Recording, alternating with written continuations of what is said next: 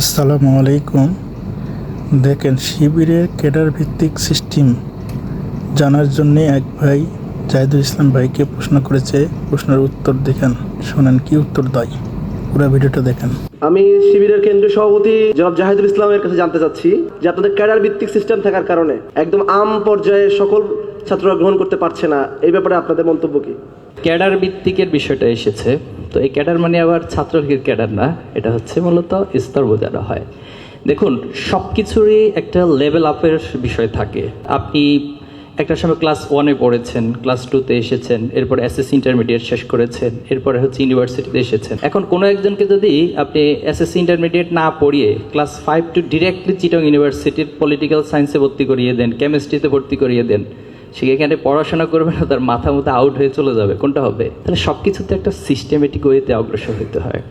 তো ছাত্র শিবির মূলত সেই কাজটাই করে। দেখুন, বাংলাদেশে একটা মিক্সড কালচারের মধ্যে দিয়ে আমরা যাই, এরপরে এখানকার চিন্তা চেতনা সব কিছুর মধ্যে একটা মিক্সড ওয়ে দিয়ে আমরা যেতে হয়। সবাই তো মুসলিম। এখন কোশ্চেন হলো, সবাই যদি মুসলিম হয়ে থাকে, 90% মুসলিম, সবাই কি ইসলামের অনুশাসন 100% ফলো করে? তাহলে এটা কি কখনো আমরা কোশ্চেন করেছি কেন ফলো না করার কারণটা কি?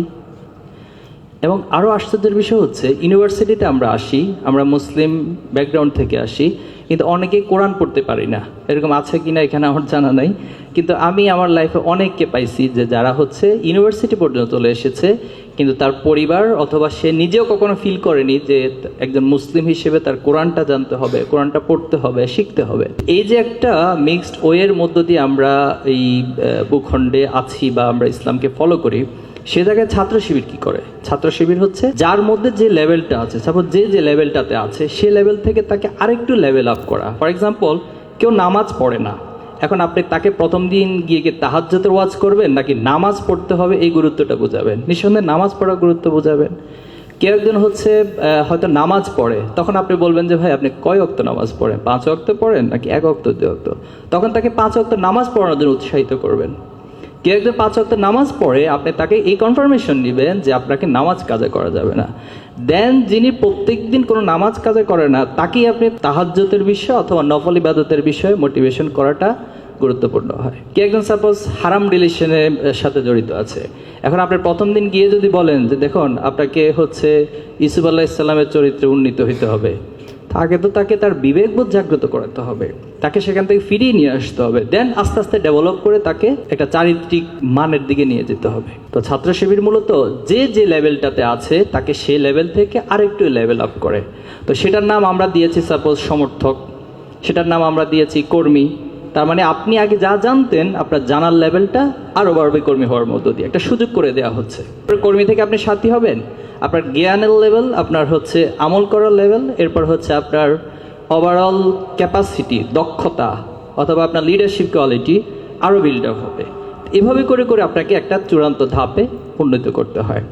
যেমন ধরেন, আমার যিনি সাংবাদিক ভাই প্রশ্ন করেছেন, সম্মানিত সাংবাদিক সমিতির সভাপতি, তিনি যেদিন সাংবাদিক সমিতিতে যুক্ত হয়েছেন অথবা সাংবাদিকতা পেশার সাথে যুক্ত হয়েছেন, আজকের দিনে তিনি যে একটা স্কিল অর্জন করেছেন, ফার্স্ট ডে থেকে সেই স্কিল অর্জন হয়ে গেছে? তাহলে ওনাকে তো একটা সময় অতিক্রান্ত করতে হয়েছে, একটা সিস্টেমের মধ্য দিয়ে যেতে হয়েছে, ওনাকে শিখতে হয়েছে, বুঝতে হয়েছে, দক্ষতাগুলোকে উন্নত করতে হয়েছে। এখন তিনি আজকে সাংবাদিক সমিতির সভাপতি হিসেবে এখানে ভূমিকা রাখতে পারছেন। তো মোট কথা হলো, ছাত্র শিবির একজন ছাত্রকে তার জায়গা থেকে, যেটাকে আমরা ক্রমধারা অবলম্বন করি, যে লেভেলে আছে সে তার লেভেল থেকে আরও উন্নতর থেকে আরও উন্নতর, এভাবে করে সে তাকে পরিশুদ্ধ এবং ডেভেলপের জায়গায় নিয়ে যাওয়ার জন্যই মূলত ছাত্র শিবির এই প্রসেস এবং এই টোটাল আয়োজনগুলো করে থাকে। একটা বিষয় হচ্ছে ছাত্র শিবির টার্গেট কি, লক্ষ্যটা কি, কোথায় নিয়ে যেতে চায়? একজন ছাত্রকে সৎ, দক্ষ এবং দেশপ্রেমিক গড়ে তুলতে চায়। তো এটার জন্য তো নট নেসেসারি যে সবাইকে ছাত্র শিবিরের কেন্দ্রীয় সভাপতি হইতে হবে, সবাইকে ছাত্র শিবিরের চট্টগ্রাম বিশ্ববিদ্যালয়ের সভাপতি হবে, এটা তো নেসেসারি না। এই বিশ্ববিদ্যালয়ে তো অনেক শিক্ষক আছে, এখন যদি সবাই বলে যে সবাইকে হচ্ছে বিশ্ববিদ্যালয়ের ভিসি হইতে হবে, এটা কি সায়েন্টিফিক কোনো বিষয় হয়? এটা তো সায়েন্টিফিক হয় না। এই জন্য যিনি যে লেভেলটাতে আছেন তিনি সেখান থেকে ভূমিকা রাখবেন। আমরা এই সমৃদ্ধ বাংলাদেশ গড়ার জন্য আমরা চাই যে প্রত্যেকটা ছাত্র তিনি সৎ দক্ষ দেশপ্রেমিক হবেন। এবং আমাদের সবগুলো আয়োজনকে যদি আপনি হলিস্টিকলি অ্যানালাইসিস করেন তাহলে আপনি সেটাই পাবেন যে আমাদের সবার জন্যই মূলত কর্মসূচি রয়েছে এবং সবাই ছাত্র শিবিরের জায়গা থেকে টার্গেট অ্যাচিভের জন্য ভূমিকা রাখার সুযোগ রয়েছে।